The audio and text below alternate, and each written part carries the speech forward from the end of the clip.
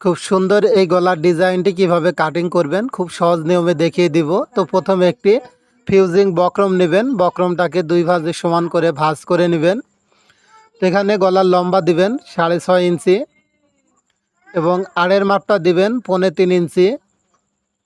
তো উপরের দিকেও 3.25 ইঞ্চিতে একটি চিহ্ন করে নেবেন। এরপর হচ্ছে একটা স্কেল নেবেন, স্কেল দিয়ে এভাবে সুন্দর করে দাগ টেনে চার কোণা একটা বক্স তৈরি করে নিতে হবে। তো এই পাশে এই দাগটা করে চার কোণা একটা বক্স তৈরি করে নেবেন। এই বক্সটা যখন তৈরি হয়ে যাবে, এখন হচ্ছে ডিজাইনটি করার জন্য এখান থেকে এই কোণার থেকে 3 ইঞ্চিতে একটি চিহ্ন করে নেবেন। তো এইভাবে চিহ্নটা হয়ে গেলে এই পাশে আবারও 1 ইঞ্চিতে একটি চিহ্ন করে নেবেন। এখন একটা স্কেল বসিয়ে সুন্দর করে লম্বা করে দাগ টেনে নেবেন। এরপর হচ্ছে এখান থেকে আবারও 1 ইঞ্চিতে একটি চিহ্ন করে এভাবে স্কেল বসিয়ে দাগ করে নেবেন।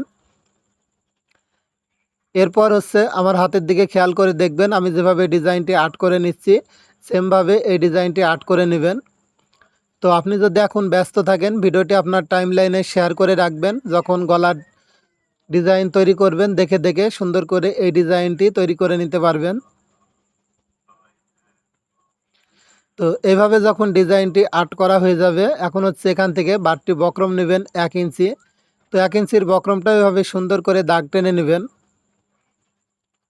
তো এভাবে দাগ টানা হয়ে গেলে এখন বাড়তি বক্রমটা আগে কেটে ফেলে দিবেন। এরপর গলার ডিজাইন অনুযায়ী কাটিং করে নেবেন। তো ভিউয়ার্স, ভিডিওটি ভালো লাগলে ভিডিওতে একটি লাইক দিবেন। আপনি কোন জেলার থেকে বসে ভিডিওটি দেখছেন অবশ্যই আপনার জেলার নামটি কমেন্ট করে জানাবেন। এরকম ভিডিও নতুন নতুন প্রতিদিন দেখার জন্য অবশ্যই ফেসবুক পেজটি ফলো দিয়ে রাখবেন।